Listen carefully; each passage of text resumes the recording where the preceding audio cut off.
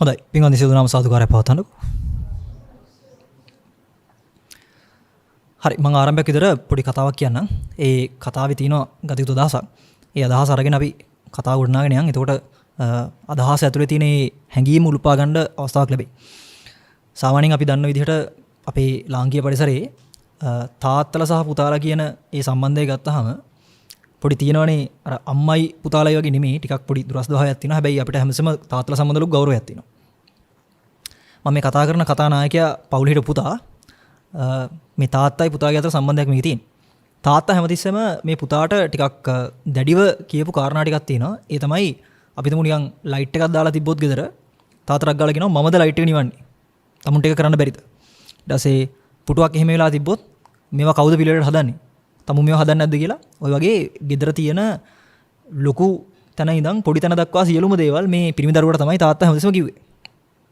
ස්වභාවයෙන්ම දරදඬු කාලයක් තරුණ කාලේ. ඉතින් තාත්තා නිසා ඉවසනවා මිසක මේ පුතාට මේක රුස්සන්නේ නැහැ. හැමදේම Tamanට කියනවා වැරද්දමයි පෙන්වන්නේ.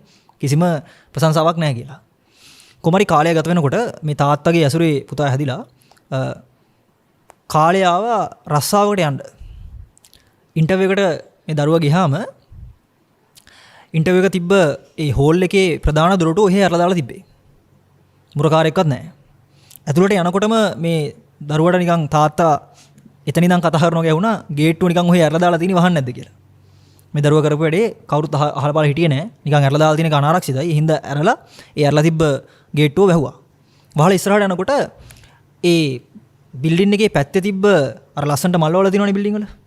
ඒ මල් වලට වතුර දා හිටපු හෝස් එක ඔහේ අරලා දාලා. ආයි තාත්තා කතා කරලා කියනවා වගේ ඔය හෝස් එක වහන්නේ මමද? ඔක ඇහෙනවා. දෝංකාරය. අර ළමයා කරපුවේදී ටක් ගාලා ගිහලා වැහුවා. වහලා පැත්තකින් තිබ්බා. ඊට පස්සේ පඩිපෙළ නැගගෙන යනවා ඉන්ටර්විව් එක තියෙන ස්ථානෙට.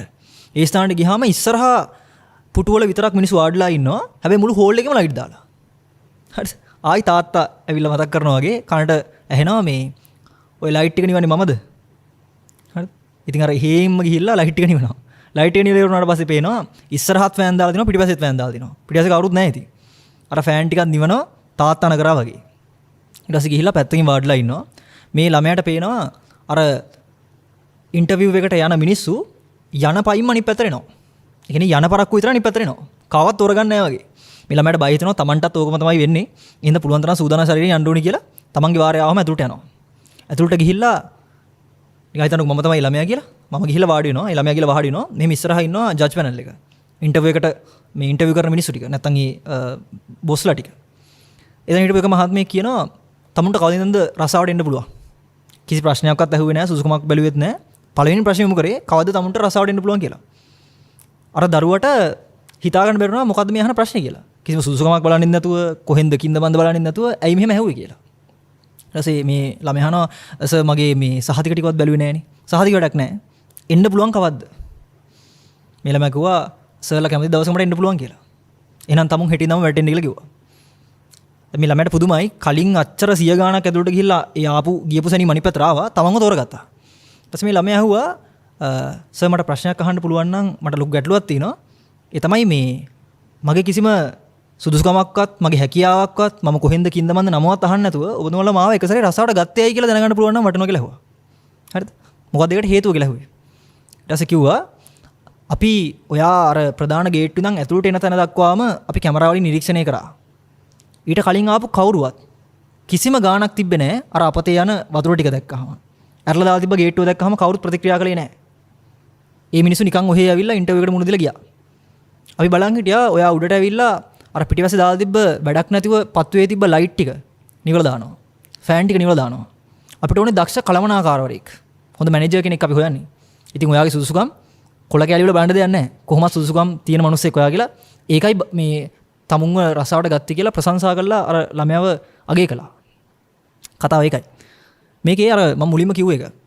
අපි සමහරවිට අපේ ජීවිතේ අපිට ඉගෙන ගන්න ලැබෙන අත්දැකීම් ලැබෙන ආකාර අපි ආසම විදිහට ලස්සන විදිහට සුගම විදිහට ලැබෙන්නේ නැහැ.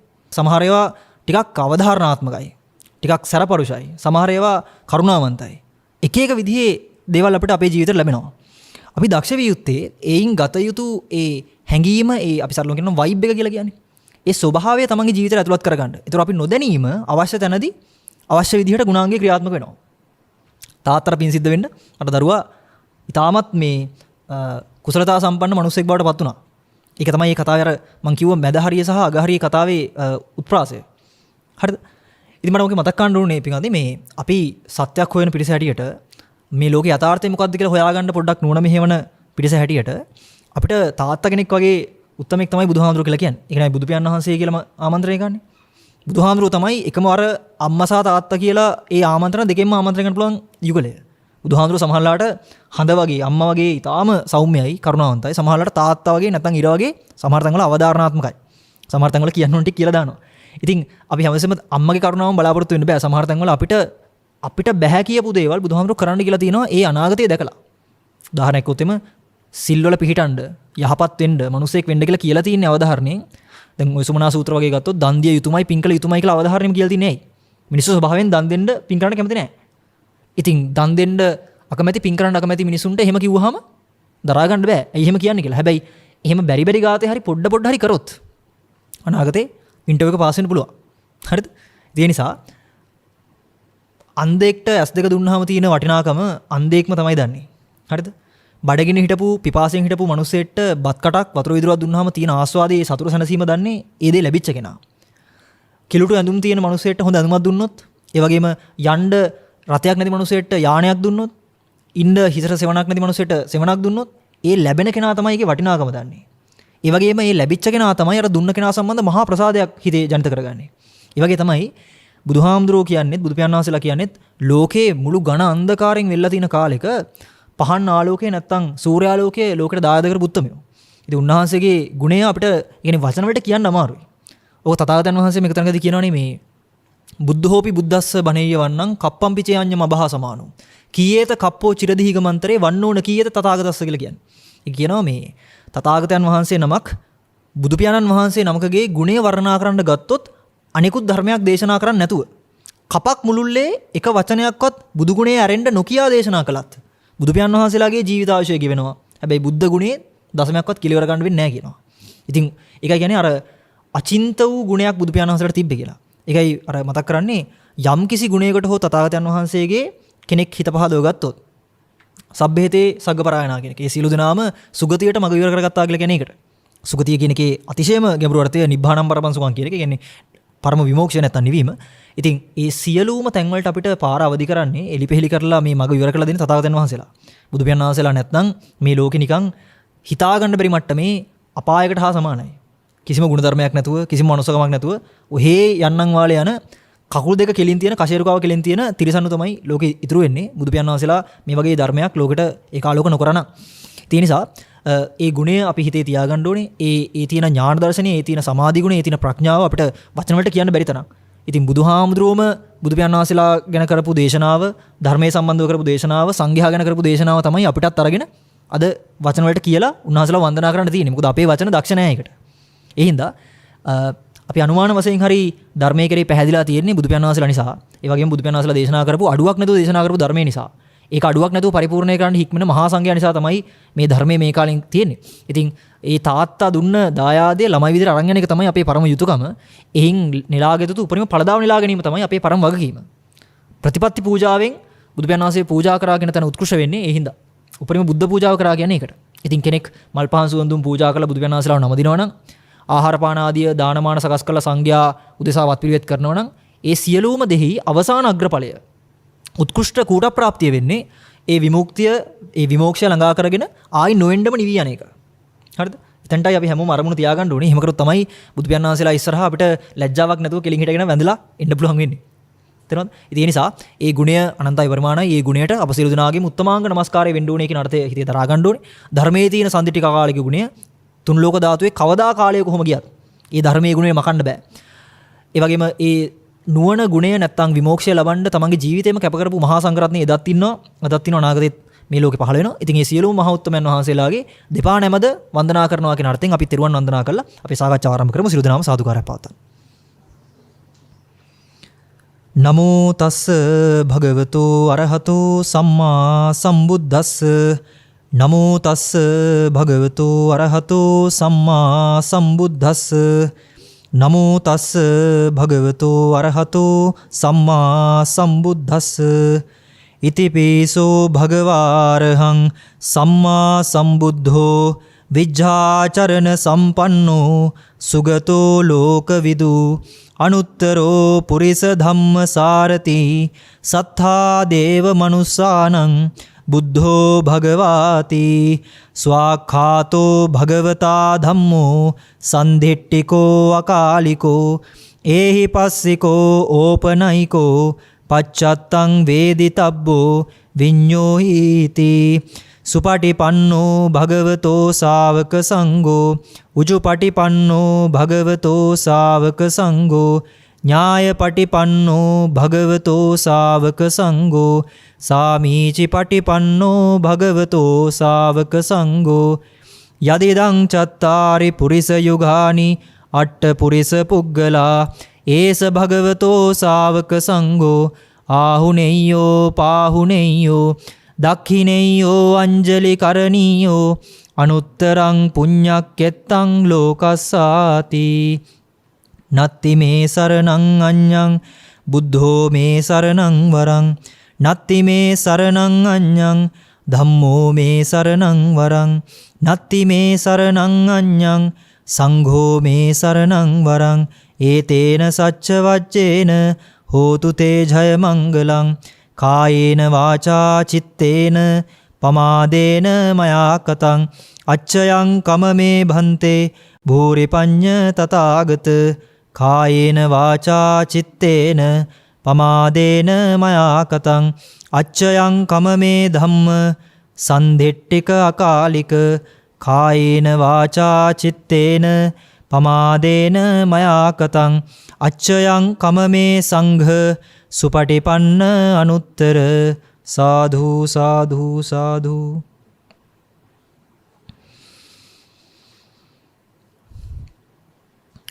හොඳයි අපි කෙටි කාරණාවක් අරගෙන පොඩක් සාකච්ඡා ගොඩනගමු.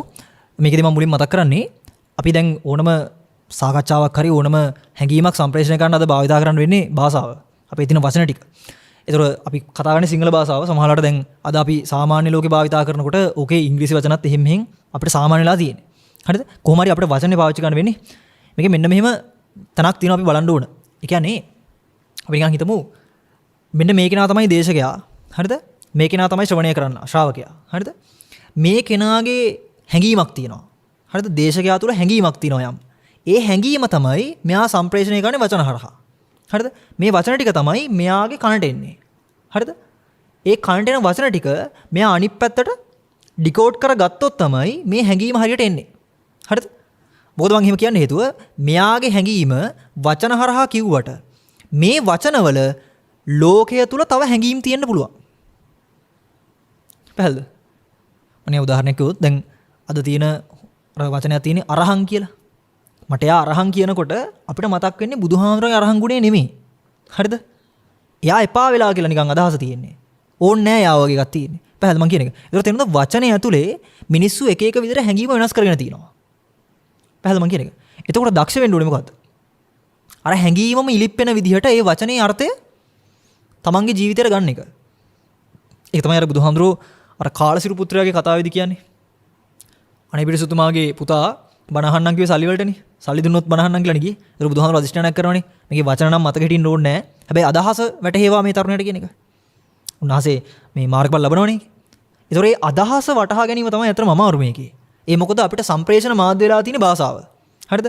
ඒතොර දැන් මම මගේ හිතේ ඇතුලේ තියෙන හැඟීමක් මම වචන වලට අනිත් පැත්තට කියනකොට වචන වලින් සම්ප්‍රේෂණය කරනකොට අහන කෙනා අතිදක්ෂයෙක් විය යුතුයි. ඒ කියන එක අර කියපු අදහසින් තේරුම් ගන්න. හරිද? අර ආලෝක යක්ෂයාට අක්ෂ ඒ යක්තුමාට බුදුහාමුදුරුවෝ කියපු ගාථාවල තියෙනවනේ සුසුතං ලබතේ පඤ්ඤා කියලා.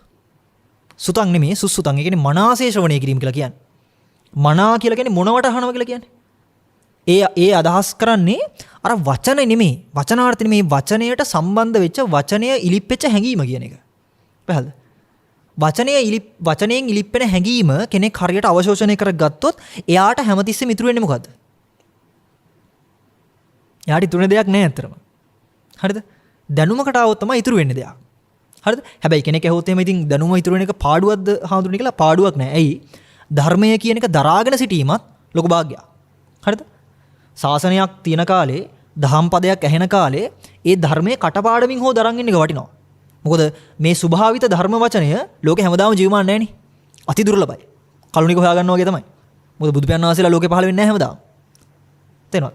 ඒ හින්දා දැනුමක් බවට පත්වීම ගැන දෝෂයක් නැහැ. හැබැයි ඒ දැනුම අපි අවබෝධයකට පෙරලා ගැනීමට තමයි දක්ෂ වෙන්න ඕනේ. තේරෙනවනේ? එහෙනම් මම ඒක මතක් කරගෙන ඉන්නේ මේ මනාවට ශ්‍රවණය කළ යුතුයි. ඒකෙදී අර අපි අපේ ස්වභාවික ජීවිතය මුල් කරලා අපි රංගපෑමකින් වෙන් වෙලා අපි කවුරු හරි අලුත් චරිතයක් බවට පත් නොවි ස්වභාවික මනසින් ඇහුවොත් ඒක ටිකක් ලේසි ගන්න. නැත්නම් අපි අර මවාගත්ත ප්‍රතිරූපයකට බනස්සන්න ගියොත් අන්තිමට බොරුවක් කියලා තේරෙන්නේ අර ප්‍රතිරූපය. ඉතින් මේ ප්‍රතිරූපේ බොරුවක් කියලා අමුතුවෙන් හිතන්න දෙයක් නැහැ. කොහොමවත් ඒක බොරුනේ. තේරෙනවද නේද? ඒක හරියට නිකන් හිතන්න දැන් ඔය ඉන්න කාට හරි ඔලුව කැක්කමක් නැහැ. හැබැයි ඔයගොල්ලෝ හිතා ගන්නවා ඔලුව කැක්කමක් තියෙනවා කියලා. හැබැයි එහෙම ඔලුව කැක්කමක් නැහැ හොඳේ. ඔලුව කැක්කමක් තියෙනවා කියලා හිතාගෙන බෙහෙතක් බීලා එයා හිතාගත්තොත් එහෙම මගේ ඔලුව කැක්කම හොඳ වුණා කියලා. ඒක තේරුමක් තියනවද? ඒ වගේ මම අදහස් කරේ අපි හිතාගෙන ඉන්න ලෝකෙකට අපි හිතාගෙන ඉන්න දුකකට බුදුහාමුදුරුවෝ කිව්ව බණ ටික අහගෙන ආයේ දුකෙන් නිදහස් වුණා කියලා ලැබෙනවා කියන්නේ අර වගේ තමයි. හරිද? පැහැදිලිද මම කියන එක? ඒක මම තේරෙන්න මම පොඩි අදහසක් පෙන්නන්නම්. මේ මම කියන්න හදන අදහස පොඩ්ඩක් හොඳට තේරුම් ගත්තොත් අපි ධර්ම ශ්‍රවණය කරද්දී සහ අපි අර්ථයක් ධර්මයක් අදහසක් වටහා ගනිද්දී එන්න තියෙන බාධා ටික පොඩ්ඩක් එහෙම කරගන්න පුළුවන්. හරිද? මම මෙහෙම අහුවොත් ප්‍රශ්නයක් ලෝකය කියලා අපි කතා කරන තැන ලෝකය කියලා කතා කරන තැන ලෝකය නිර්වචනය කරලා දෙන්න කිව්වොත් එහෙම මොකක්ද අපිට තියෙන එකේ නිර්වචනය? කියන්නේ ලෝකය කියන්නේ මොකටද? මම යම් උදව් කරන්න එකට මේක එක එක පරයාය වලින් කියන්න පුළුවන්. නමුත් අපි තේරුම් ගැනීමේ අර්ථයෙන් මම මේක කියන්නම්. හරිද? මට කියන්න ලෝකය කියන එක ගන්න පුළුවන්ද ඇහෙන්, කනෙන්, නාසයෙන්, දිවෙන්, ශරීරයෙන්, මනසින් තොරව වෙන තැනකින්? ලෝකය කියන එක අත්දකින්න පුළුවන්ද ඇස, කන, නාසය, දිව, ශරීරය, මනස කියන එකට බාහිර තව දෙයකින්? බෑ නේද? ඔය කම්පෝනන්ට් හයෙන් ඔය තියෙන ඉන්ද්‍රිය හයෙන් තොරව අපිට ලෝකයක් කියන එක අල්ලන්න බෑනේ. ඒ පැහැදිලි නේද? එතකොට අපිට දැන් මම මේ කියපු අදහස හැටියට ආව නේද හැඟීමක් ලෝකය කියන්නේ මේ හයට. හරි නේද? හරි. දැන් මට මේක පොඩ්ඩක් ඔයගොල්ලෝ හිතලා කියන්න. ලෝකය කියන්නේ ඔය හය කියන එක අපිට මේ අර්ථයෙන් ආවනේ. ඔය හයෙන් එහා හත්වෙනි තැනක හත්වෙනි දෙයක් හෝ හත්වෙනි කෙනෙක් හිටියොත් ඒක වෙන්න පුළුවන්ද?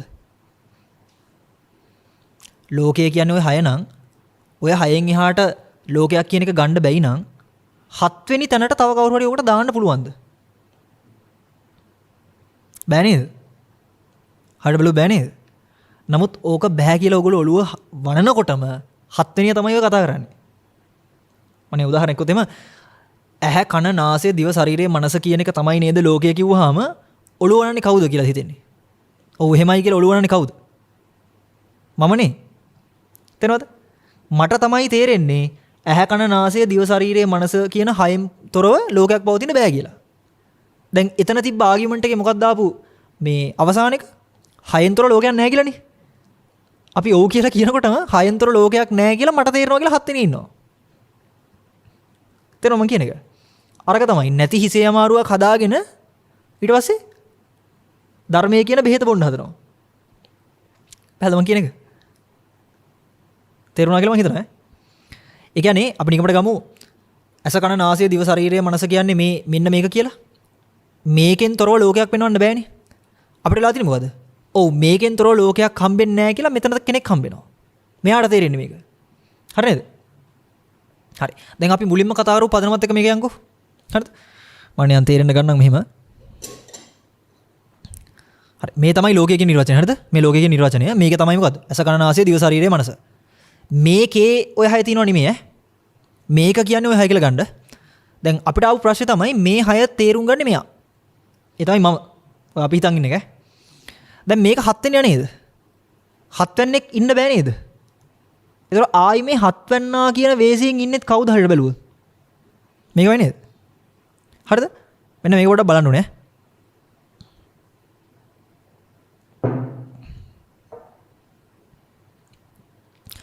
හත් වෙන්නා කියන වේසියෙන් ඉන්නෙත් මේකමයි කියලා කිව්ව නේද? ඒ කියන්නේ හැට මේ වගේනේ. හරි? දැන් මෙතන දෙකක් තියාගන්න ඕනේ නේද? හරිද? ඔහොම සම්බන්ධ කරා නම් ලෝකය කියලා ඔහොම ඉතුරුනවා නේද? පැහැදිලිද මම පෙන්නපු එක? දැන් මේකයි වැඩේ. ඔයගලන්ට උතන අදහසක් එනවා මෙහෙම. ඔයගොල්ලෝ හිතන්න පුළුවන් මේ මම කියන්නේම මේ 6ට වෙන්නේ නැති. මේක මම නේද? දැන් 7 වෙනියෙක් ඉන්න බෑනේ. 7 වෙනියෙක් ඉන්න බෑ කිව්වම මේකත් මේ 6ම කියලානේ ගන්නෙ. ඒතර මොනවා එන අදහස මොකද්ද? මම කියන්නෙම අර 6 කියලා නෙන්නේ. නේ? එන්න පුළුවන් මෙහෙම.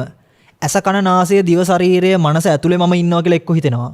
නැත්තම් මම ඇතුලේ ඇස කන නාසය දිව ශරීරය මනස තියනවා කියලා හිතෙනවා. නැත්තම් ඇස කන නාසය දිව ශරීරය මනසමයි මම කියලා හිතෙනවා. නැත්තම් මමමයි ඇස කන නාසය දිව ශරීරය මනස කියලා හිතෙනවා. මොකද්ද ඔය හතර? තියෙනවද විෂයාකාර සක්කාය දිට්ඨිය කියලා? අහදිනවද?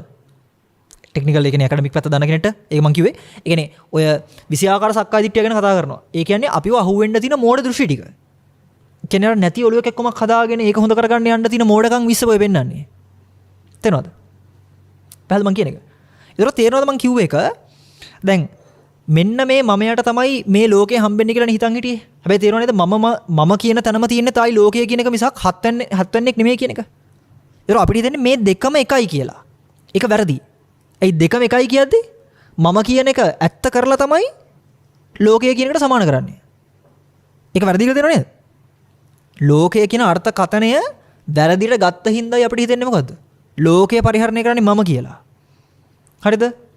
එතකොට ඉන්න තියෙන මං උදාහරණයක් කියන්නම් තියෙන දෝෂයක්. අපිට ස්වභාවයෙන් හිතෙන්නේ නැද්ද තියෙන ලෝකෙට තමයි මං ඉපදුනේ කියලා? එහෙම නෙවෙයි හිතෙන්නේ.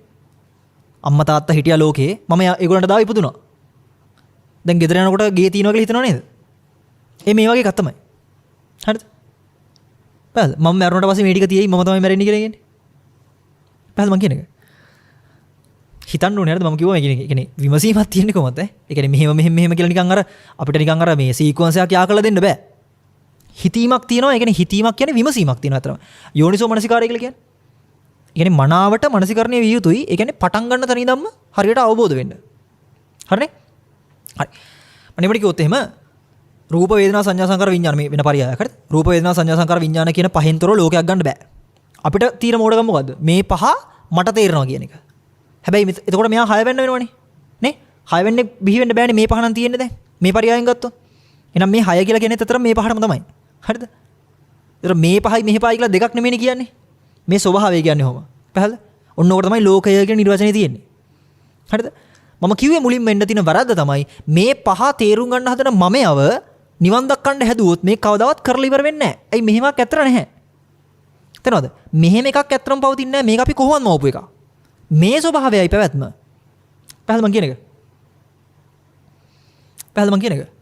ඒකයි දැන් බුදුහාමුදුරුවෝ ධර්ම දේශනාව ඒ ප්‍රාතිහාර්ය පානකොට කොහෙවත් මගේ ඇහැ, මේ ඇහැ, අරයාගේ ඇහැ, මෙහාගේ ඇහැ, බල්ලගේ ඇහැ කියලා එහෙම ස්පෙસિෆයි කරන්නේ නැහනේ.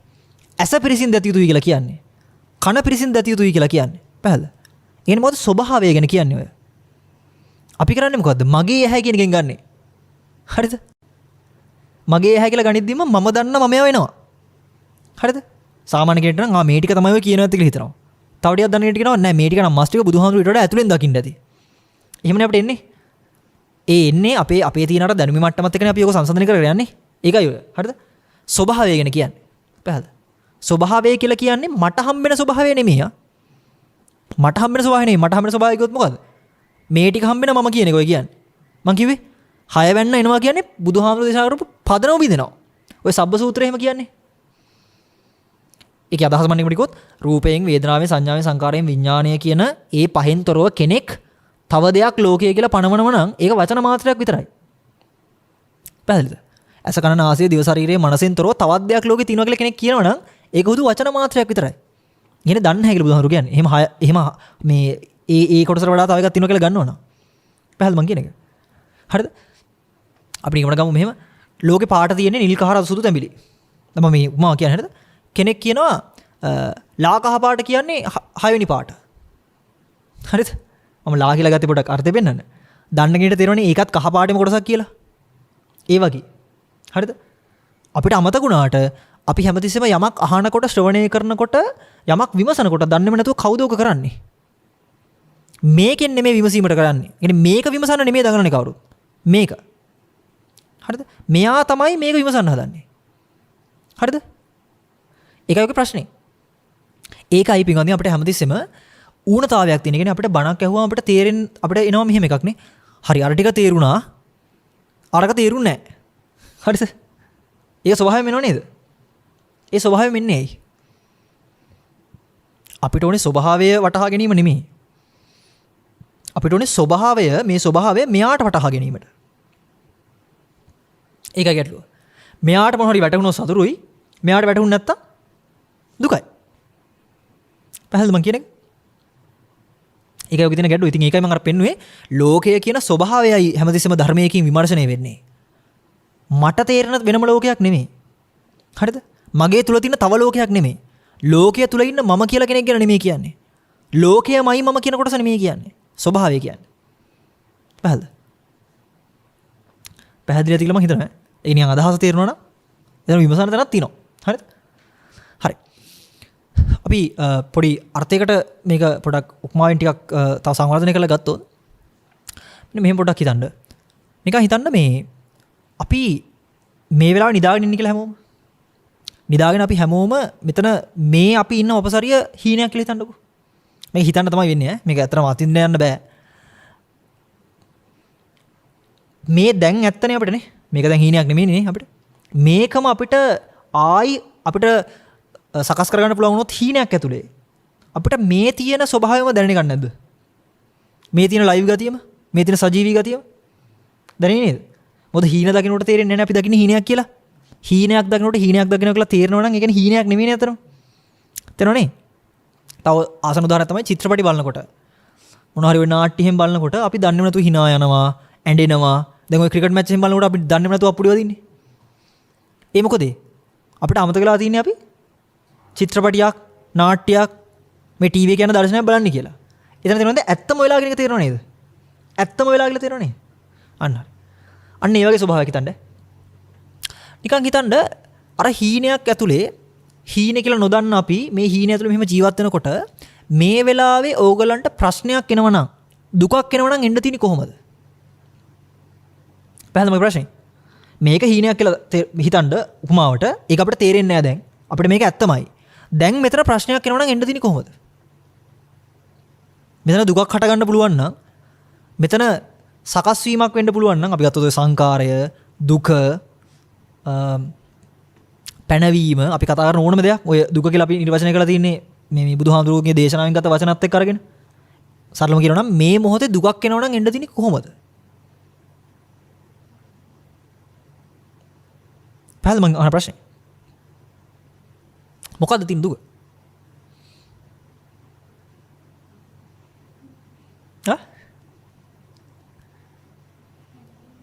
හැඟීම. මොනවා සම්බන්ධ හැඟීමද?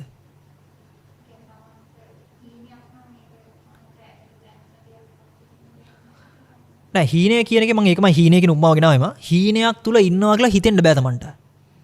ඇයි තේරෙනවද නම් ඒ හීනයක් නෙමෙයිනේ. තේරෙනවද? දැන් අපි බලන චිත්‍රපටයක් කියලා තේරෙනවනම් එයා අඬන්නේ නෑනේ. අඬන කට්ටිය දැක්කම දුක හිතනවා. ඇයි මෙයා අඬන්නේ කියන එකනේ. පැහැදිලිද මං කියන එක? මෙතන හොඳට මතක තියාගන්න සාමාන්‍ය කෙනෙක්ගෙන් ඕක ඇහුවොත් එහෙම මේ වෙලාවේ තියෙන දුක මොකද්ද කියලා එයා බොහෝ දුරට දෙන උත්තරේ මොකද්ද? ඇහැට පේන, කනට ඇහෙන, නාසයට දිවට ශරීරයට දැනෙන, හිතට හිතන මොන හරි දෙයක් හින්දා තමයි දුක එන්නේ කියලා කියන්නේ. නේ? කෙලින්ම දේ කියන්නේ. පැහැදිලිද? පැහැදිලිද මං කියන එක? නැත්තම් දැන් මෙහෙම දැන් මේ කතාව කරගෙන යනකොට අපි එක පාට ලොකු සද්දයක් ආවා කියලා. අපිට දුකයිනේ අය අහගන්න උන්නේ නැහැ. එක පාට මෙහෙම යනකොට නිකන් හිතමු මේ ඔක්කොම ටික කලවර වුණා කියලා. නිකන් හිතමු කලවර වුණා කියලා. ඒතර දුකයිනේ. අයියෝ බලා ගන්න බැරි වුණා කියලා. අපිට එතන නේද ප්‍රශ්න ටික එන්නේ. ඔහොම ඉඳන් ඉන්න බැරුව ඔය පුටුවේ මොන හරි ඇන්න ගත්තොත් ප්‍රශ්නයක්. නේ? නේ? දැන් තියෙන ප්‍රශ්න ටික ඕනේ නේ. තව ඉතින් ඕන තරම් කෝටි ගණක් කියන්න පුළුවන්. බේසික් එක ඕක. අපි ඔය ප්‍රශ්න වලින් ගැලවෙන්න උත්සාහ කරන්නේ. මම අර කිව්ව උපමාවත් එක්ක හිතලා නිකමට ගන්න. මම කියපු හීනේ උපමාවත් එක්ක දැන් හිතලා නිකමට හිතලා බලන්න ඔතන ඇත්තම තියෙන ප්‍රශ්නේ මොකද්ද කියන එක. ඇත්තම ප්‍රශ්නේ තියෙන්නේ මෙතන පේන්නේ නැතුව යන එකද? නැත්නම් ලොකු සද්දයක් ඇවිල්ලා මේ කියන එක අහගන්න බැරි වෙන එකද? නැත්නම් දිවේ මොන හරි ගෑවිලා දිව දනවා නැත්නම් දිවේ රහ වෙනස් වෙලා දිවේ තිත්ත දැන්නවා ඇඟට පාරක් වැදුනා. ඔය වගේ තියෙන සිද්ධි ටිකක්ද ඇත්තම ප්‍රශ්නේ. නැත්නම් උතන ඉන්න බවමද කියන එක පොඩ්ඩක් බලන්න. ඉන්න බව කියන එකයි ඉන්න කෙනාට දැනෙනවා කියන්නේ යුගලයක්. හොඳේ වෙනස්. ඉන්න බව කියන්නේ වෙනම සිද්ධියක්. ඉන්න බව තුල එක එක ඒවා සංවේදනය වෙනවා, ට්‍රිගර් වෙනවා කියන්නේ වෙනම සිද්ධියක්. පැහැදිලිද? පැහැදිලිද? මම උදාහරණයක් ගන්න හරිද? මට කියන්න ඇහැ සම්බන්ධව දුකක් කියලා ඔයගලන්ට මොකද්ද තේරලා තියෙන්නේ? ඇහැ දුකයි කියද්දි මොකද්ද ඇහැට තියෙන දුක? දකින්න දේවල් නේද? දේවල් කියන්නේ ඇහත් නෙමෙයි ඇහැට පේන දේවල් ගැන කියන්නේ. නේ? කනට තියෙන දුක මොකද්ද කියලා අහුවොත් එහෙම? ඇහෙන දේවල් ගැන කියන්නේ. නහයට තියෙන දුක මොකද්ද කියලා අහුවොත්? දැන්න සුවඳ දුකද ගැන කියන්නේ. දිවට දැන්න දුක මොකද්ද කියලා අහුවොත්? රසවල වෙනස කියන්නේ. ඇඟට දැන්න දුක මොකද්ද කියලා අහුවොත්? බැදෙන දේවල් ඒ ටික කියන්නේ. හිතට දැනෙන්නේ මොකද්ද දුක කියලා අහුවොත්? අර සිතුවිලි ටික කියන්නේ. නේ? අරක නෙමෙයිද? ඉන්න බව නෙවෙයි නේද අපේ ප්‍රශ්නේ. ඉන්න තැන හරියට ඉන්න බැරි වෙන එකයි ප්‍රශ්නේ. ඒ කියන්නේ නොකිය මොකද්ද කියන්නේ? අර ප්‍රශ්න නැතුව ඇසකන නාසය දිව ශරීරයේ මනස තියාගෙන ඉන්න තැනක් ලැබෙනවා නම් ඒක තමයි නිවන කියලා නෙමෙයිද කියන්නේ. ඒක තමයි විමුක්තිය කියලා නෙමෙයිද ඔය කියන්නේ. නේ? පැහැදිලිද මං කියන එක? අර උපමාවට යන්නකො දැන්. මම මොකද්ද කිව්වේ? මේ ඉන්න බවම එක්සිස් වෙන්නේ නැත්නම් මේ ඉන්න බවම සකස් වෙන්නේ හීනයක් කියන මට්ටමින් නා. ඒතකොට ප්‍රශ්නේ පටන් ගන්නේ මොකද්ද? ප්‍රශ්නේ මූලය මොකද්ද? ඉන්න බවම. තේරෙනවද? ඇයි මූලය තියෙන්නෙම? ඒ කියන්නේ ඉන්න බව සකස් වෙලා තියෙන්නෙම මුලාවකට. ඉන්න බවම සකස් වෙලා තින්නේ මුලාවකට නම් ඒ ඉන්න භවයේ හම්බෙන ප්‍රශ්න ගැන කොහොමත් කතා කරලා දෙන්නේ කොහොමත් ප්‍රශ්න තමයි. අපේ අවුල මොකද්ද කියන්නකෝ? ඉන්න බවට ප්‍රතිකාර කරන්නේ නැහැ. ඉන්න බව ගලව ගන්න උත්සාහ කරන්නේ නැහැ. ඉන්න බවෙන් ගැලවෙන්න උත්සාහ කරන්නේ නැහැ. ඉන්න තැන හදාගන්නයි උත්සාහ කරන්නේ අපි. ඒක තේරෙනවද? ඊතර වෙන්න නෙමෙයි උත්සාහය, නතර වෙන්න උත්සාහය. මම කියන එක. මට කියන්න ඕනේ පිළිගන්න මේකයි. දැන් අපි ස්වභාවයෙන්ම අර පෙර කරපු පුණ්‍ය ශක්තිය, සසරේ සත්‍ය හොයපු ඒ ගතිය, ඒ ඔක්කොමත් එක්කනේ සාමාන්‍යයෙන් මේ වපසරික ඉපදෙන්නේ. එකපාරට අහසින් කඩන් පාත් වෙන්නේ නැහැ නේ මිනිස්සු. නේ? අද වුණත් මිනිස්සු ඕනතරම් ලංකාදීපේ ඉන්න ඕනතරම් මිනිස්සු ඉන්නවා ස්වාමීන් වහන්සේලාව දැකලවත් නැති. ඒක කාටවත් වැරද්දක් නෙමෙයි. ඉතින් ඒ ලැබිච්ච විදිහනේ. හැබැයි අපිට පොඩි කාලේ ඉඳන් ඒ ආభాසය ලැබිලා තියෙනවානේ. නේ? නැත්තම් මේ වෙලාව වෙන් කරගෙන ඇවිල්ලා වෙනම ඇඳුමක් සරසිලා පේවිලා හරි ඇවිල්ලා මේ වගේ පැයක් එකමාරක් ජීවිතේ ගතකරනද ඒකට යම්කිසි ලබ්ධියක් නැත්තම් යම්කිසි ආදරයක් ඇවිල්ලා තියෙන්න එපා. ඒක එන්නේ එකපාරට නෙමෙයිනේ. නේ? ඕනතර තේරුම් ගන්න පුළුවන් වෙයි. ඒ කියන්නේ වෙන දර්ශන අසුරු කරපු කෙනෙක්ට ධර්මයක් කියන්න යනකොට තියෙන අමාරුව තේරුම් ගත්තොත්. ඒක කාගවත් වරද්දක් නෙමෙයි. හරිද? ඒ ස්වභාවය මම කියන්නේ.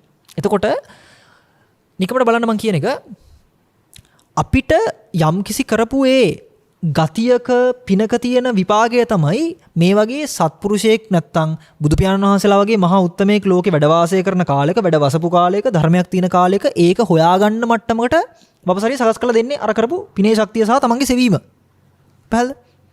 එතකොට හොඳට බලන්න හරිද මම කියන එක. ඒ කියන්නේ ඒ වගේ පුණ්‍ය ශක්තියක් තිබ්බත් මේ වෙලාවේ හරියට විමසන්න උත්සාහ වුනේ නැත්තම් හරිද? අපි ඇත්තටම දුකෙන් නිදහස් වෙනවා කියලා කරන්නේ අනිත් පිරිස හැමදාම දුකෙන් නිදහස් වෙන්න කරපු ටිකමයි. හරිද? ඒ කියන්නේ මොකද්ද? පිනට ලැබිච්ච දේ පවා අනිත් පැත්තට හරවෙන්න පුළුවන් තමන් විමසුවේ නැත්තම්. හරිද? දැන් ඒක මම එහෙම කිව්වේ දැන් මේ වගේ වපසරියක් නැති මිනිස්සු කොහොමත් අනිත් පැත්තෙන් ඉන්නේ. ඒ කියන්නේ ඒගොල්ලන්ට මේ ෆිලොසොෆි එකක් හම්බෙන්නේ කලාතුරකින් ඒගොල්ලන්ගේ විමසීම සහ හෙවීම හොඳ නම් ඒගොල්ලෝ හොයාගන්නවා මේක. ඒගොල්ලෝ ස්වභාවයෙන්ම ඉපදලා තියෙන්නේ වැරදි දෘෂ්ටි තියෙන පවගාලේ. මේ පැත්තේ වාසියක් තියෙනවා. ඒ කියන්නේ මේ ධර්මය නැත්තම් ස්වාමීන් වහන්සේලා ගැන නැත්තම් ධර්මතාවය ගැන බුදුහාමුදුරුවෝ ගැන නමකට හරි දන්නවා නම් කවුරු හරි කෙනෙක් එයාගේ යම්කිසි පුණ්‍ය ශක්තියක් තියෙනවා ඒගොල්ලන්ට වඩා. ඇයි මේකට ආසන්නෙන් ඉපදෙන්න? නේ? බෑ මං කියන්නේ. මේකේ තියෙනවා මේ පින අනිත් පැත්ත හරවනවා කියලා මම කිව්වේ මේකයි. දැන් අපි වෙන ආගම් දර්ශනවල දුක කියන්නේ මොකද්ද? ඒකෙන් නිදහස් වෙන්න මොකද්ද ඒගොල්ලෝ හෙව්වේ කියන එක අපිට විමසීමක් නැහැනේ.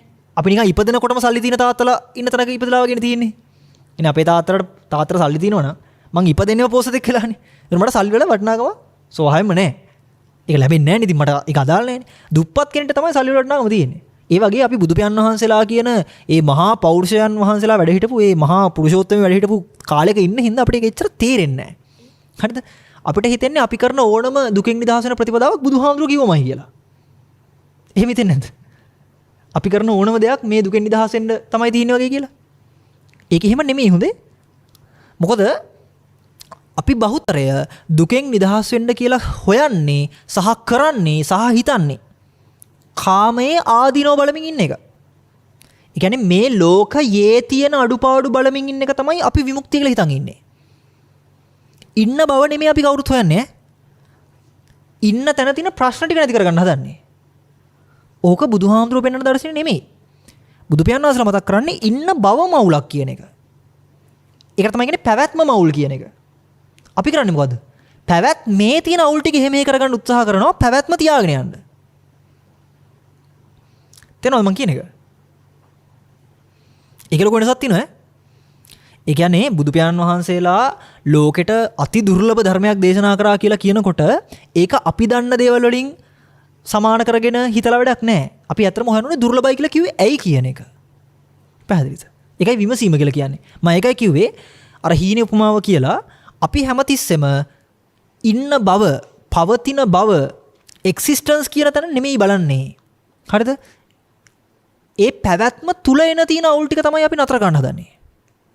සරල කතාව මේකයි. දැන් නිකන් හිතන්න අපි ලෙඩක් අසනීපයක් වුණාම අපි ඇත්තටම බෙහෙත් කරන්නේ කොහෙටද?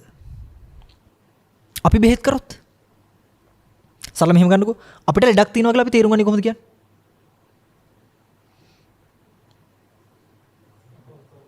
අපහසුතාවය කියන්නේ සිම්ටම් එක නේද?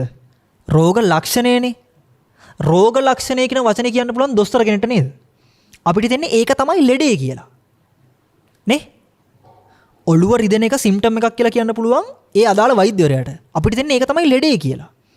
අපි ඕකන්නේ පත්තුව බඳින්නේ. කවදාවත් හොඳ වෙන්නේ නැහැ. ආයෙ වගේ තමයි. හැබැයි අපි කවදාවත් ඒක මෝඩයි කියලා හිතන්නේ නැහැ නේද? රිදෙන්න පත්තුව බඳිනවා. එන්න මේක වර්ස් වෙනවා. එන්න මේක තවත් වැඩි වෙන එක වෙන්නේ. පැහැදිලිද? මේ ලෝකේ අසනීපයෙන් එන වේදනාව නොදැනී යන්න පුළුවන් අවස්ථා දෙකක් තියෙනවා. හරිද? දරුණුම අසනීපයක් වුණත් ඒ වේදනාව නොදැනී යන අවස්ථා දෙකක් තියෙනවා. එකක් තමයි මොකද්ද?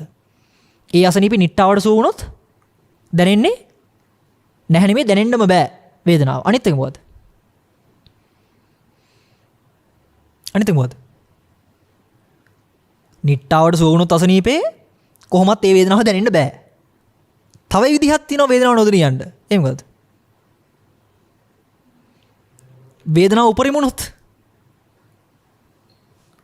දරා ගන්න බැරි වේදනාවකට ආවොත් එහෙම ඒක තේරෙන්නේ නැහැ වේදනාවක් කියලා. පැහැදිලිද මං කියන එක? උපමාවක් තව කියන්න. නිකන් හිතන්න මේ අපි ඉන්න පොළව භ්‍රමණය වෙනවා කියලා අපිට තේරෙනවද? හරිද?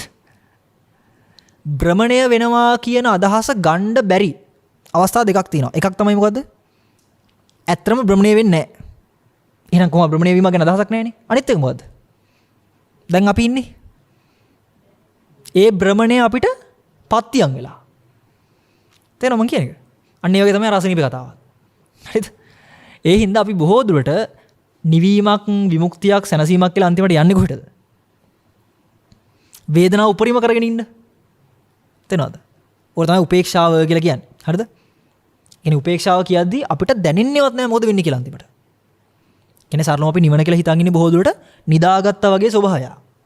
නිදාගත්තට පස්සේ මොන අසනීප තිබ්බත් දැනෙන්නේ නැහැ නේ. හුඟක් වේදනාව වැඩි වුණාම මොකද කරන්නේ? හිස එකක් හුඟක් වැඩි වුණාම මොකද කරන්නේ? පැන්ඩෝල් දෙයක් බිලා නිදාගන්න නේ කරන්නේ. නේ? ඒ වගේ තමයි ඉතින්. බෑද මං කිව්වේ. ඉතින් පින්වත්නි මට කියන්න ඕනේ ওই කාරණාව. ඒ කියන්නේ අර මං කිව්ව උපමාව පොඩක් සීරුමාරුවට බැලුවොත් තේරෙයි. මෙතන අපි හුඟක් වෙලාවට දඟලන්නේ ලැබීම නැත්තම් සකස් වීම නැත්තම් ස්වභාවය පැවැත්ම කියනට ඇටැක් කරන්න නෙමෙයි අපේ නුවණ තියෙන හැමසෙම. අපිට ලැබෙන දේවල් වලින් එන ප්‍රශ්න වලින් අතර වෙන්න අපි බලන්නේ. හරිද? හීනය තේරුම් ගැනීම නෙමෙයි අපි උත්සාහ කරන්නේ. හීනය ඇතුලේ තියෙන දේවල් වලින් නිදහස් වෙලා ඉන්න.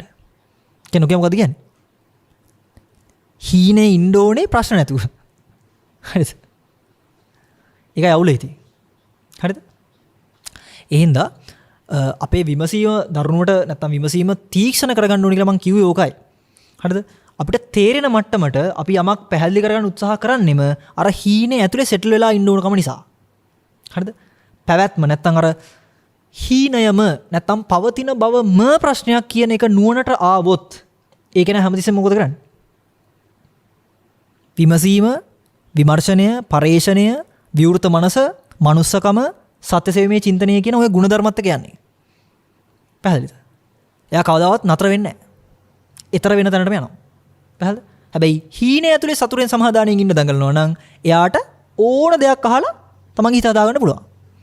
හොඳට දෙනවා බුදු පියාණන් වහන්සේලා මතක් කරේ හිත හදාගන්න විදිහක් නෙමෙයි. හිත හදාගන්නවා කියන එක ස්වභාවයෙන්ම මනසක් තියෙන මනස උසස් මනුස්සයට කරන්න පුළුවන් දෙයක්. හිත හදාගන්න එක සෙටල් වෙනවා කියන එක. හරිද? හැබැයි හිත හරියට තේරුම් ගන්න ඕනේ නැත්නම් ජීවිත අවබෝධය කරනවා කියන එක අර නුවණ තිබ්බ කෙනෙක් මදි. හරිද? ඊට වඩා විශේෂ විමසීමක් තියෙන්න ඕනේ යාට. පැහැදිලිද? කාමයේ තියෙන අඩුව දැක්කොත්, කාමයේ තියෙන අවුල් ටික දැක්කොත් එයාටත් කාමයෙන් අයින් වුණාම ප්‍රශ්න කෝටියක් විතර ඉවරයි. පැහැදිලිද? අපි දැන් සාමාන්‍ය ජීවිතේ රසාව කරන්නේ ඇයි? වගකීම් යුතුකම් හුඟක් තියෙනවා, ප්‍රශ්න ගොඩාක් තියෙනවා විසඳ ගන්න කියන අර්ථයෙන්නේ. ඒ ප්‍රශ්න සියල්ලම ඇවිල්ලා තින්නේ ඇයි? අපිට තියෙනනේ මහා ආසාවල් ගොඩක් තෘප්ත කරගන්න. ඒ හින්දානේ ඔච්චර රැට් රේස් එකේ යන්න වෙලා තින්නේ. හැබැයි කෙනෙක්ට එක තැනක තේරුනොත් එimhe මේ රැට් රේස් එකේ නැත්තම් මේ පිස්සු බල්ලන්ගේ රේස් එකේ ගියා කියලා මේ අර මස්ස දැල්ලක් පස්සේ පන්නන කාක්කෝ ටික රාජලිය වගේ මේක පස්සෙන් ගියා කියලා ලැබෙන එකක් නැහැ. හැමදාම හිරිහැර ටිකමයි ලැබෙන්නේ කියලා පොඩ්ඩක් තේරුම් ගත්තොත් එimhe ආවතන නවතිනවනේ. එතකොට සෑහෙන ලොකු නිදහසක් තියෙනවා හොඳේ. ඒ නිදහස විමුක්තිය නෙමෙයි. ඒ නිදහස තමයි විමුක්තිය හොයන කෙනෙක්ට තියෙන ප්‍රධාන මඟ. හරිද? කාමයේ ආදීනවය දැකලා නෙක්ඛම්මේ ආනිසංසයට එන එක, නෙක්ඛම්මේ ආනිසංසය පැත්තට යොමු කරන එක ජීවිතයේ තමයි මේ සත්‍ය හොයාගන්න තියෙන පළවෙනි අඩිය. නැතුව ඒක සත්‍ය නෙමෙයි. පැහැදිලිද? ඒ කියන්නේ මොකද්ද? සිල්වත් වෙන එක, ගුණධර්ම ප්‍රගුණ කරන එක, හරිද? හික්මීමක් හදා ගන්න එක, දානය හුරු කරන එක, භාවනාව වඩන එක, හරිද? අර්ථචර්යාව, ප්‍රිය වචනය, ඔය කියන අර්ථ ධර්ම තමන්ගේ ජීවිතය තුළ හකුලුවා ගන්නව නැත්නම් ඒක විකසිත කරගන්නවා කියන එක තමයි සත්‍ය හොයන්න කෙනෙක් තුළ තියෙන ඕන ස්කිල් ටික. ඒක සත්‍ය නෙමෙයි. ඒක සත්‍ය හොයන්න තියෙන ආයුධ ටික. හරිද? වපසරිය ඔය. හරිද? ඒක තියෙන කෙනාට තමයි දැන් සත්‍යයක් හොයන්න පුළුවන් වෙන්නේ. හරිද? අපිට වෙලා තියෙන්නේ අපි අර හැල්මේ දුවල මහන්සිනේ. ඒ මහන්සිය නිවන විදිහට මොන හරි දෙයක් අහුනොත් ඒක තමයි නීව කියලා ගන්නවා. ඒවට කියන්නේ ස්ට්‍රෙස් රිලීසර්ස් කියලා. හරිද? අපි පොඩි රිලීස් එකකට කාම්නස් එකනේ අපි බලන්නේ. හරිද?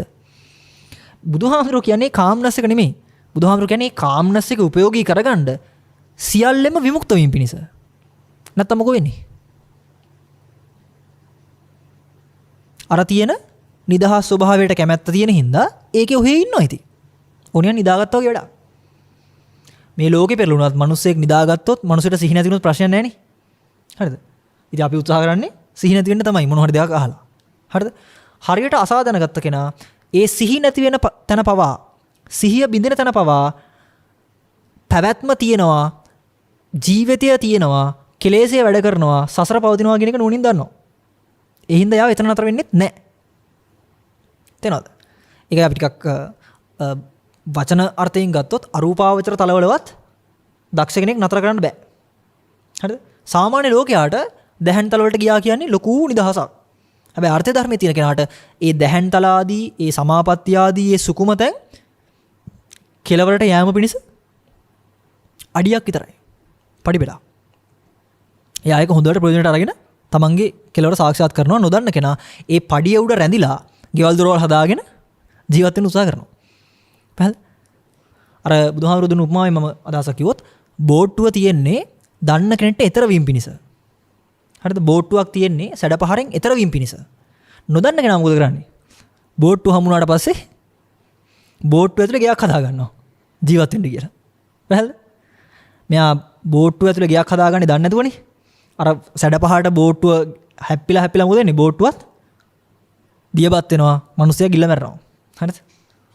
එහෙම වෙන්න තියෙන අවස්ථා වැඩි. ඒ හින්දා ධර්මයේ හොඳට විමසන්න කියන එකයි මට මේක මතක් කරන්න තියෙන්නේ. මේ විමසීම කියන එක හොඳට තීව්‍ර කරන්න මම අර කිව්වේ කුසලතා ටිකක් එන්න ඕනේ කියලා. ඒ කුසලතාවල තියෙන ප්‍රධානම දේ තමයි මනුස්සකම කියන එක. හරිද? මනුසත්කම කියන එක. මනුස්ස කියන එකේ අර්ථයම තියෙන්නේ මොකද්ද? මනසින් උසස් කියන එකනේ. හරිද? චිම්පන්සියෙකුයි මනුස්සයෙකුයි ගත්තාම DNA වෙනස තියෙන්නේ 100ට 1ක් විතර. අර ඉන්නේ තිරිසනෙක්, අනිත් කෙනා මනුස්සයෙක්. මේ ජීව විද්‍යාත්මක ව්‍යුහයේ වෙනස තියෙන්නේ 100ට 1යි. වෙනස 100ට 1යි. හිතලා බලන්න මේ 100ට 1 වෙනස කොච්චර මනුස්සයවයි චිම්පන්සියා වෙනස් කරලා තියෙනවද කියලා. චිම්පන්සියන්ව කූඩුවේ දාලා මනුස්සයෙ ඉඳන් බලන තැනටම ඒ 100ට 1 වෙනස් කරලා තියෙනව නේද? නේ? ඒ 100% වෙනස ඔච්චර වෙනසක් කරන්න ප්‍රධානම හේතුව මොකද්ද? හිතන්න තියෙන හැකියාව. බුද්ධිය. චිම්පන්සියට නැති මනුස්සයන්ට තියෙන එකම දේ මොකද්ද? සහජ බුද්ධිය. හරිද? ඔය බුද්ධිමත් භාවය තමයි මිනිස්යාවද ලෝකේ රජ කරන මට්ටමට ගේන්නේ. සද්දන්ත හස්තිරාජයෝ පොඩි මිනිසෙක් ඉස්සරහා පොඩි ළමෙක් වගේ කී කරලා තින්නේ ඇයි? බුද්ධිය නිසා. තේරෙනවද මම කියන එක? මනුස්සකම කියන්නේ ඔය බුද්ධිය, ඔය තියෙන දැනුම, ඔය තියෙන හැකියාවන් යහපත් පැත්තට යොමු කර ගන්නවා කියන තැන. මනුස්සකම කියන්නේ ඒකට. හරිද? මනුස්සකම වැඩි දියුණු වෙන්නේ තමන් ආශ්‍රය කරන පිරිස මත. තේරෙනවද? අර ගිරව් දෙන්නෙක් කතාව මතක ඇති. ජාතක කතාවක් තියෙන. හුලඟක් කියලා ගිරව් දෙන්නෙක් කෙනෙක් තාපසාරාමයක් පැත්තට වැටුණා, අනිත් කෙනා හොරලක් පැත්තට වැටුණා. හොරලට වැටිච්ච එක වරෙන් කාපන්, කොටපන්, මරපන් ඔය ටික තමයි. හොරුන්ගේ ස්වභාවයම ගත්තා.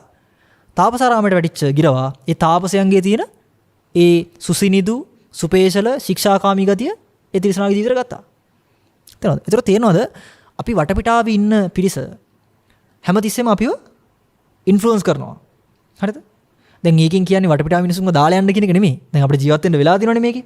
ඒතර අපි හැමතිස්සෙම මොකද කරන්න ඕනේ? අපේ කෂේරුකාව කෙලින් තියා ගන්න ඕනේ ඉතින්. හරිද? අපේ කෂේරුකාව කෙලින් තියා ගන්න නම් හැමතිස්සෙම manussකම ඉහලින් තියෙන මිනිස්සුන්ගේ අදහස් ටික දැනගන්න වෙනවා. ඒ අදහස් දැනගන්න තියෙන එකම තෝතන්න මොකක්ද? කියන්නේ ලෝකේ අපිට වඩා මනුස්සත්කමින් පරිපූර්ණ වෙච්ච උතුමන් වහන්සේලාගේ අදහස දැනගන්න පුළුවන් කොහොමද? බණහණකින්. හරිද? බණ කියලා වචනේ අමුතුවෙන් කිව්වේ අපිට තේරෙන අර්ථයෙන් හින්දා. හැබැයි අපිට වඩා නුවණක් තියෙන අපිට වඩා ලෝකයේ දැකපු උතුමන් වහන්සේලා කියපු කතා තාම ලෝකේ තියෙනවා. පරිශීලනය කරන්න පුළුවන්. ගිහිල්ලා අහගන්න පුළුවන්. තේනවද? ඒක ඇහුවාම තමයි මොකද වෙන්නේ? වටපිටාවේ අසත්පුරුෂයෝ හිටියත් තමන්ගේ කෂේරුකාව කෙලින් වෙන්නේ ඇයි? තමන් හැමතිස්සෙම තමන්ට වඩා ඉහළ නුවණක් තියෙන සත්පුරුෂයන්ගේ ආශ්‍රය නිශ්‍රේ ඉන්නේ හින්දා. බැල ලස්සන කතාවක් තියෙනවා. මහා මුහුදේ තියෙන ජලයත් එක්ක ගත්තාම නැවක් කියන්නේ ඊටාම පොඩි වස්තුවක් නේද? ඔය නැව පොඩි වුණා කියලා මහා මුහුදට පුළුවන්ද අර නැව දියබත් කරන්න? බෑ. එහෙම කරනවා නම් නැව් හදන්නේ නැහැ ලෝකේ. හැබැයි නැව යම් වෙලාවක ඉඩ දුන්නොත් වතුරට ඇතුළට එන්න අනිවාර්යෙන් කිදා බහිනවා. තේනවද? ඒ වගේ වටපිටාවේ මොන අසත්පුරුෂයෝ හිටියත් තමන් ඉඩ දුන්නොත් තමයි ඇතුළට එන්නේ. තමන් කෙලින් හිටියොත් එහෙම ඒ අසත්පුරුෂයන්වම උපයෝගී කරගෙන ඒකට යන්න පුළුවන්. හරිද? මං කියන්නේ පුළුවන් නම් සත්පුරුෂ ආශ්‍රයයට යන්න. නමුත් අපිට එහෙම හොයන්න බෑනේ. අපි ජීවත් වෙන හැමතැනම යහපත් අදහස් සහ අයහපත් අදහස් තියෙන දෙගොල්ලොම ඉන්නවා. දෙගොල්ලොම ඉන්නවා කියන්නේ මොකද්ද? මම සුදනා වටේ ඉන්නේ අසත්පුරුෂ කියන එක නෙමෙයි ඈ. තමන් තුල ඔය දෙගොල්ලොම ඉන්නවා. ඒනේ සරලවම කිව්වොත් ඕනම කෙනෙක් ඇතුලේ අඟුලිමාලත් වැඩ කරනවා. ඒ වගේම අහිංසකත් වැඩ කරනවා. හරිද? ඔය දෙන්නගෙන්ම අයින් වෙලා අර මහරහතන් වහන්සේගේ තැනට පත් වෙන එක තමයි ශාසනයේ තියෙන උත්කෘෂ්ඨ නිෂ්ඨාව. ඉතින් ඒ හින්දා මම ඒකයි කිව්වේ අර වටේ තියෙන සාගරය උපයෝගී කරගෙන නැව තමන්ගේ අවශ්‍ය කඩයිමට ඉවුර බලා පියමන් කරන්න යම්සේද වටපිටාවේ තියෙන වපසරියෙන් උපරිම ප්‍රයෝජනය අරගෙන තමන්ගේ ගුණධර්ම ටික වඩා ගැනීම තමන් සතු කාර්යයක්. එහෙම වුණොත් ඉස්සරහට යන්න පුළුවන්. හරිද? සහ හොඳට එකක් තේරුම් ගන්න ඕනේ ඔය මනුස්සකම කියන තැනේදී අපි මේ ජීවත් වෙන්නේ හරියට පින්වන්ති අම්බලමක ස්වභාවයක. අම්බලමක් කියන එකේ අර්ථය මොකද්ද? හැමදාම ඉඳාව කියන එක නෙමෙයි. හරිද? තමන්ගේ වෙහෙස මහන්සිය නිවාගත්තට පස්සේ යන්න වෙනවා. හරිද? අම්බලමක් කිව්වහම මොකක්ද ඒකේ ස්වභාවය? ඒක නිකන් හරියට නිකන් 5 star හෝටලයක් වගේද? සෑහෙන සැප තියෙන තැනක්ද අම්බලමක් කියන්නේ? නෑ. වෙහෙස මහන්සියෙන් ආපු මිනිස්සෙට පොඩ්ඩක් වෙහෙස නිවා ගන්න යන්න පුළුවන් තැනක්. ඒකේ තියනවද හොඳ ටැප් දාලා ෂවර් සයිකල් එහෙම තියනවද? නෑ. සමහරට කලයක් ඇතුලේ වතුර ටිකක් තියෙනවා පොල් කට්ටක් තියලා. හොඳ ලයිට් නෑ, කුප්පි ලාම්පුවක් තියෙන්නේ. සමහරට පහනක් තියෙන්නේ. තෙල් ටිකක්වත් සමහරට නෑ. අම්බලමේ ස්වභාවය තියෙනව නේද? අපි ඉන්න ලෝකෙත් අම්බලම වගේ තමයි. ඒතර මනුස්සකම තියෙනවා කියන්නේ මොකද්ද? මනුස්සකම තියෙනවා නම් ඒ අම්බලමට එන කෙනා ඒ අම්බලම තව කාබාසිනිය කරන්නේ නැහැ. තේනවද? තියෙන වලන් ටික පොළවේ ගහලා වතුර ටික තමන්ම බීලා ඒ කලෙත් බිම ගහලා අර තියෙන තෙල් ටිකත් උස්සගෙන මල්ලේ දාගෙන යන්නේ නැහැ. ඒ මනුස්සයා දන්නවනම් මේක අම්බලමක් කියලා. එයා ස්වභාවයෙන් මොකද කරන්නේ? තමන් ළඟ තියෙන ටිකත් පොඩ්ඩක් අතෑරලා යනවා. තමන්ට පුළුවන් නම් එතන තව පුටුවක් ගෙනලා තියෙනවා. තමන්ට පුළුවන් නම් තව වතුර බොණ්ඩ කලයක් ගෙනලා තියෙනවා. පොල් කට්ට වෙනකොට කෝපයක් තියෙනවා. වහලේ තියෙන්නේ පිදුරු නම්, වහලේ තියෙන්නේ පොල් අතු නම් ඒ ටික අයින් කරලා සීට් ටිකක් දානවා. ඒ කරන්නේ ඇයි? ඒ මනුස්සයා හොඳට දන්නවා මෙතනට එන මනුස්සයෙක්ට පොඩ්ඩක් හරි සුවපහසුවක් ලැබුණොත් ඒ මනුස්සයාගේ වෙහෙස මහන්සි ඉක්මනට නිවා ගන්න පුළුවන් වෙයි කියන එක. හරිද? මම නොකිය උපමාවෙන් කිව්වේ අපි ජීවත් වෙනකොට අපිට කරන්න තියෙන සුළු හෝ සේවයක් තියෙනවා නම් සමාජයට. සුළු හෝ සේවයක් තියෙනවා නම් කෙනෙක්ට ඒක කළ යුතු වෙන උපරිහෙලා. ඒකට කියන්නේ බෝධිසත්ව චර්යාව කියලා. හරිද? බුදු පියාණන් වහන්සේලා බෝසත් පාරමිතාව පුරන කාලේ ඒ පාරමිතාව පුරනකොට කරපු දේවල් වලින් එහා පැත්තේ ඒක ලබන කෙනා තම දොයිතුවක්වත් Tamanට නැවත ලබා දෙයි කියන අර්ථයෙන් නෙමෙයි කලේ. හරිද? තමන් විසින් තමන් තුලින් විය යුතු සේවය උපරිමයෙන්ම කළා. ලැබෙන දේවල් ලැබුණා, නොලැබුණ දේවල් නොලැබුණා. තේනවද? අපේ තියෙන වැඩේ තමයි අපි hina වෙන්නේ හරි අනිත් කෙනා පෙරලා hina වෙයි කියලා හිතලා. එහෙම ලෝකෙ වෙන්නේ නැහැ. හරිද? මොකද හැමෝටම මනුස්සකම නැහැ. ඒතකොට මනුස්සකම තියෙන මිනිස්සු අනිත් මිනිස්සු මැත්තේ නැහිලා වැඩක් නැහැ. හරිද? තමන්ට කළ යුතු දේ තමන්ට කළ හැකි දේ උපරිමයෙන් කරලා තමන්ගේ මාර්ගය හදා ගැනීම තමයි අවධානය දිය යුතු තැන. ඒක මම කියන්නේ මේ හින්දා පිටින්. හොඳට බලන්න අපේ ජීවිතයේ තියෙන මේ කාර්යබහුලකම නැත්නම් අපේ තියෙන වගකීම් වැඩි ගතියට ප්‍රධාන හේතුව මොකද්ද? තමන්ව සොයා ගැනීමේ විමර්ශනයේ මිනිස්සු ඉන්න හින්දාද? අනුන්ව සනසන්න තියෙන විමර්ශනයේ යුද්ධේ ඉන්න හින්දාද? දෙවෙනි එක. අනුන්ව සනසවන්න තමයි අපි හැමෝම දඟලන්නේ. අනුන්ව සනසවන්න ඕනේ කියලා හිතෙන්නේ අය අපිට ඔච්චර. ඒගොල්ලෝ අපිට පිහිටක් වෙයි කියලා හිතන හින්දා නේද? නේ? පිටිමි කෙනෙක් ගැහණුවෙක් විවාහ වෙන්නේ ඇයි? එයා මට කවදා හරි පිටක් වෙනවා නේ. ඒ කියන්නේ අපි තව කෙනෙක් මත උච්චර නැහෙන්නේ එයාගෙන් අපිට ලාභයක් ලැබෙයි කියන අර්ථයෙන්නේ. පැහැදිලිද මං කියන එක? මෙන්න මේ උදාහරණය පොඩ බලන්න. අපි හිතමු වයසක මිනිහෙක් ඉන්නවා. ওই මිනිහයාට ඇවිද ගන්න ටිකක් අමාරුයි. එහෙම වුණොත් මට පුළුවන් නේද ගිහිල්ලා ඒ මාමව උස්සලා අරගන්න. අරගෙන පොඩ්ඩක් ඒ අවශ්‍ය තැනට ඇවිදගෙන යන්න. දැන් උඩින් බැලුවම මොකද්ද කතාව? හොඳ වෙලාවට මම හිටියේ මට පුළුවන් වුණා ගිහිල්ලා අර වයසක මිනිහයාව පොඩ්ඩක් ඇවිද්දවන්න කියලා නේද හිතෙන්නේ. ඒතර හිතනවා නේද ඒක තමයි. අර සියලු දෙනාම අපි මිතුරුකමින් තියාගැනීමේ වාසිය තමයි තියෙන්නේ කියලා. නේ? ඒක තමයි හිතෙන්නේ ඈ. නිකමට හිතලා බලන්න ඒ වයසක මිනිහයාට ඇවිද ගන්න බැයි නම් පොඩ්ඩක්වත්. මට පුළුවන් ද උස්සලා ඇවිද්දවන්න ටිකක්වත්. වෙන කෙනෙක්ට මට පිහිටක් වෙන්න පුළුවන් වෙන්නේ මන් තුල යම් හැකියාවක් ඉතුරු වෙලා තිබ්බොත් විතරයි. මට එළියේ ඉන්න මිනිස්සෙට බත්පතක් කවන්න පුළුවන් වෙන්නේ මට කන්න පුළුවන් නම් විතරයි. හරිද? අයියට මට ඇවිල්ලා වතුර විදුරුවක් දෙන්න පුළුවන් වෙන්නේ කොහොමද? මට වතුර බොන්න පුළුවන් නන්නේ. හරිද මං කියන එක? මට අයියට ඇවිල්ලා මොනවා හරි කියන්න පුළුවන් වෙන්නේ මට අහගන්න පුළුවන් නම්. මගේ පැත්තේ හැකියාව නැත්තම් මේ ලෝකේ මාත් එක්ක හිටියත් මට මොනවත් කරන්න බෑ. එනේ මට ඒගොල්ලන්ට කිසිම දෙයක් කරන්න වෙන්නේ නැහැ. තේරෙනවද මං කියන එක? ඒතර මෙතන තේරෙනවද? අර බුදුහාමුදුරුවෝ කියපු ලස්සන අර්ථයක් තියෙනවා. තමන් හැර වෙන සරණක් නැහැ කියලා. අත්තහයි අත්තනෝනාතෝ කියලා කියන්නේ. තමන්ට තමන් විතරයි කියන එක. පැහැදිලිද? ඒකෙන් කියන්නේ ආත්මාර්ථකාමී කියන එක නෙමෙයි ආ. ආත්මාර්ථකාමී කියන්නේ මොකද? ඔක්කොම මට වුණා නම් හොඳයි කියන එක. එහෙම නෙමෙයි. තමන්ට තමන් විතරයි කියන අර්ථය නුවණ આવොත් ඒකේ නා මොකද්ද හැමදෙස්සෙන් බලන්නේ? එයා මනුස්සකම හදනවා කිසිම බලාපොරොත්තුවක් නැතුව. හරිද? එයා ගුණධර්මයේ තුල හික්මනවා කිසිම බලාපොරොත්තුවක් නැතුව. හරිද? එයා සත්‍ය හොයනවා කිසිම ලාභ ප්‍රයෝජනයක් නැතුව. හරිද? ඒකට කවදාවත් එපා වීමක් වෙන්නේ නැහැ සත්‍ය හොයන ගියේ. නැත්තම් අද වෙන්නේ අපි බණ අහලා අපිට සමහරවිට අවස්ථාව එනවා කොච්චර හෙව්වත් තේරෙන්නේ නැහැ නේ කියලා. හරිද? කොච්චර හෙව්වත් තේරෙන්නේ නැහැ කියලා එන්නේ ඇයි? අපි පිහිටක්නේ බලාපොරොත්තු වෙන්නේ ඒකත් අහලා. ස්වාධීන වීම නෙමෙයි බලාපොරොත්තු වෙන්නේ. තේරෙනවද? විමසීම පෘතුල වෙන එක නෙමෙයි බලාපොරොත්තු වෙන්නේ. ලැබීම බලාපොරොත්තු වෙන්නේ. ලැබීම බලාපොරොත්තු වෙන්නේ කවුද? වහල් මානසිකත්වයේ තිබ්බොත් තමයි ලැබීමක් බලාපොරොත්තු වෙන්නේ. නිවහල් මානසිකත්වයක් හැදෙනවා නම් ලැබීම නෙමෙයි නොලැබීමට කැමති වෙන්නේ. හරිද? ධර්මයක් සත්‍යයක් හොයනකොට ලැබෙන්නේ නැහැ තියෙන ඔක්කොම ටික නොලැබී යනවා. නිවන කියන්නේ ලැබීමක් නෙමෙයි කියලා දන්නවනේ. නිවන කියන හරි දෙයක් ලැබෙනවා නම් ඉතින් ඒකත් ආයි සසරම තමයි.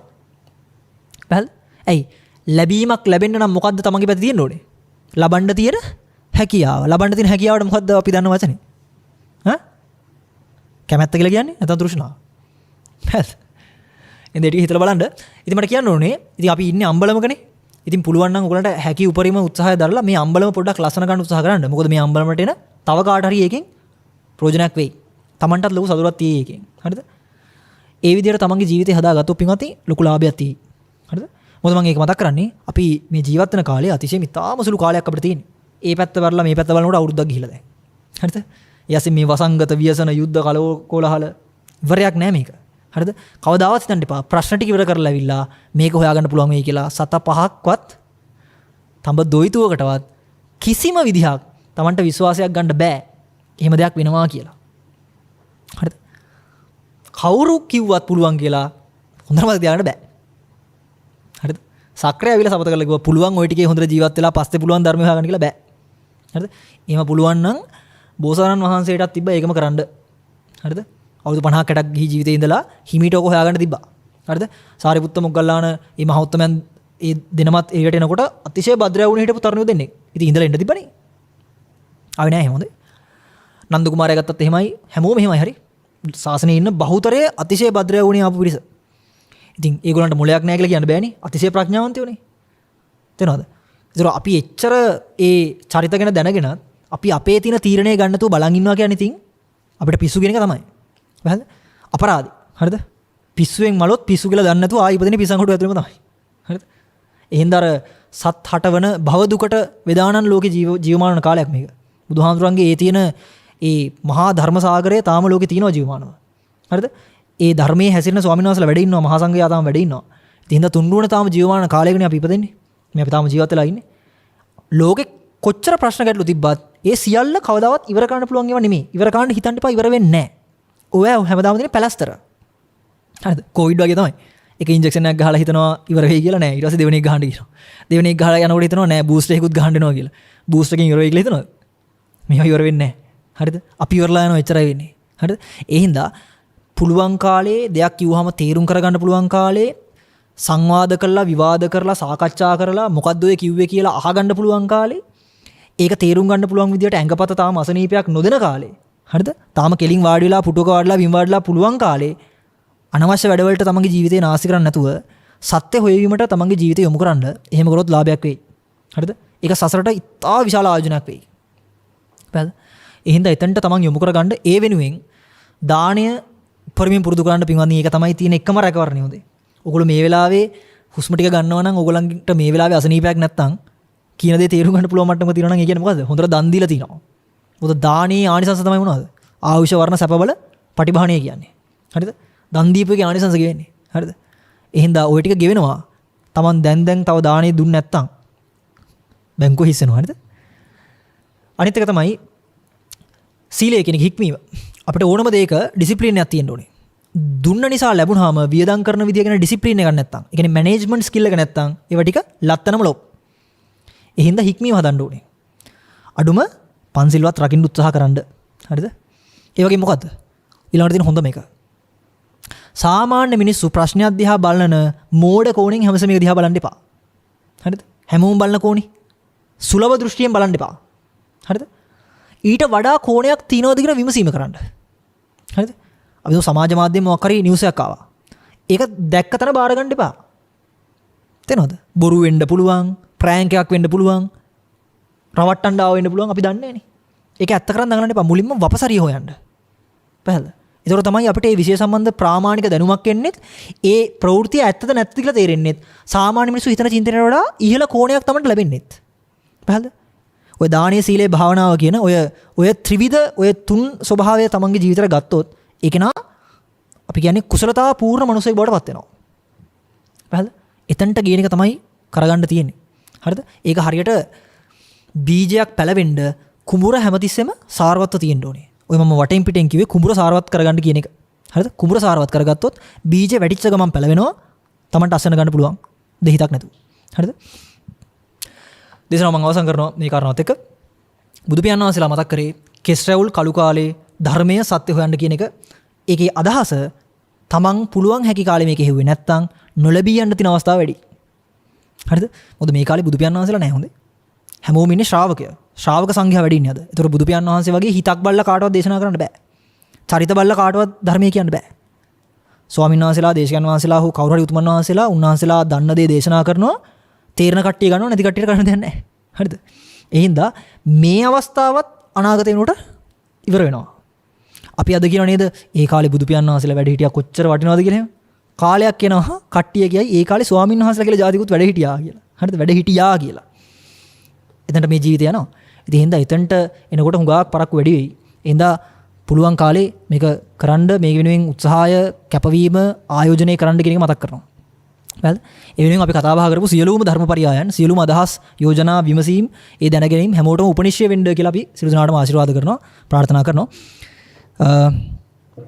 පුණ්‍යානුමෝදනාව අපිට සිහිපත් කරලා තියෙනවා දායකත්වය ලබා දුන් සියලු පිරිසට පින් අනුමෝදන් කරන්න කියන එක.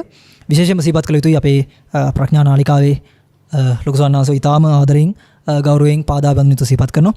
ලොකු ස්වාමීන් වහන්සේගේ අදහස අනුව තමයි බොහෝ දෙනාට මහානීය ධර්ම දානයක් ලබා දෙන්න අවස්ථාව ලැබුණේ. උන්වහන්සේලාගේ මෙහෙය තිරෙන් පිටපස ඉඳගෙන උනත් පැය 24ම මේ වෙනුවෙන් non stop වැඩ කරනවා. ඉතින් ඒ උතුමන් වහන්සේලා පතන්නා වූ බෝධි ඥානයක් වහවහාම අවබෝධ කරගෙන ආයි මේ ලෝකෙට නොඑන්නම නිවිලම යන්න මේ සියලුම පින් උපනිශ්‍රේ වේවා කියලා අපි සියලු දෙනාම හෘදයාංගම ප්‍රාර්ථනා කරනවා. ඒ වගේම ස්වාමින් වහන්සේලාටත් ධර්ම ශ්‍රවණය කරපු සියලුම දෙනාටත් ධර්මය වෙනුවෙන් තමන්ගේ අපකැපවීම යොදපු සියලුම අපසාරිය සලසපු අපේ විශේෂම සහෝදරයෝ ඒ වගේම මේ සියලුම කාර්ය මණ්ඩලය සිපත් කළා තිනවා. ඒ සෑම සියලු දෙනාටම හොඳයි සාදු කියලා හෝ චිත්ත මාත්‍රයකින් හෝ කුමන ආකාරයකින් හෝ මේ පුණ්‍ය කුසල සම්භාරය වෙනුවෙන් අපකැපෙච්ච සෑම සියලු දෙනාටම අප සියලු දෙනාම එක්රැස් කරගත්තා වූ සියලුම පුණ්‍ය කුසල ශක්තිය එකලෙසම විහිදේවා. ඒ අතන්ගේ ජීවිතවලට ගලා යාවා පුණ්‍ය ගංගාවක් බවට පත්වෙත්වා. ඒ වගේම සියලුම දෙනා පතන්නා වූ බෝධි ඥානයක් අවබෝධ කරගෙන මේ බුදු පියාණන් වහන්සේලා ජීවමාන කාලයක ධර්ම ධාතු ජීවමාන කාලයක මහා සංඝරත්නය වැඩ වාසය කරන කාලයක කල්යාණ මිත්‍රන්ගේ ආශ්‍රය ලබාගෙන සද්ධර්ම ශ්‍රවණය කරගෙන බුදු පසේ බුදු මහරහතුන් වහන්සේලා නිවිසනසී පැමිණවා දාල අජරාමර සංඛ්‍යාත නිවන් නිවීමට මේ සමස්ත පුණ්‍ය කුසල ආශිර්වාදය සෑම සියලු දෙනාටම මහානීය ප්‍රාර්ථනා ශක්තියක් බවට පත්වෙත්වා. මහා පාරමිතාවක් වෙත්වා. උපනිෂේ ශක්තියක් වෙත්වා. සියලුම ලෝකවාසී සියලුම සත්වයෝ නිවනින්ම නිවීමට මේ පින් අනුමෝදන් වෙත්වා කියලා සාදු කියලා හැමෝම පින් අනුමෝදන් කරගන්න. හොඳයි පින්වත්නි, ධර්මයට ජීවිතය යොදන්න ලැබිච්ච මනුස්ස ජීවිතය අපතේ නොහැරගෙන පුළුවන් උපරිමයෙන්ම විමුක්තිය පිණිස උත්සාහ කරන්න. ඒක තමන්ගේ ජීවිතයට සසරට බොහෝ ලොකු ආයෝජනයක් වෙයි. ඒ වයසේම ඒ වාග්ලා අපි සියලු දෙනාටම ආශිර්වාද කරනවා, වන්දනා කරගන්න. සබ්බේතියෝ විවජ්ජන්තු සබ්බ රෝගෝ විනස්සතු මාතේ භවත්වන්තරායෝ සුඛේ දීඝායුකෝ භව භවතු සබ්බ මංගලං රක්칸තු සබ්බ දේවතා සබ්බ බුද්ධානුභාවේන සබ්බ ධම්මානුභාවේන සබ්බ සංඝානුභාවේන සදා සොත්ති භවන්තු තේ. දුක්ඛප්පත්තා ච නිදුක්ඛා භයප්පත්තා ච නිබ්භයා සෝකප්පත්තා ච නිස්සෝකා හොන්තු සබ්බේ පිපානිනෝ. අභිවාදන සීලිස්ස නිච්ඡං වද්ධාපචායිනෝ චත්තාරෝ ධම්මා වඩ්ඩන්ති ආයුවන්නෝ සුඛං බලං ආයුරාරෝග්‍ය සම්පatti සග්ග සම්පatti මේවච අතෝ නිබ්බාන සම්පatti මිනාතේ සමිජ්ජතු. සෝපත් වේවා නිවන හේතු සෝපත්. මෝහක්ඛයෝ නිබ්බානං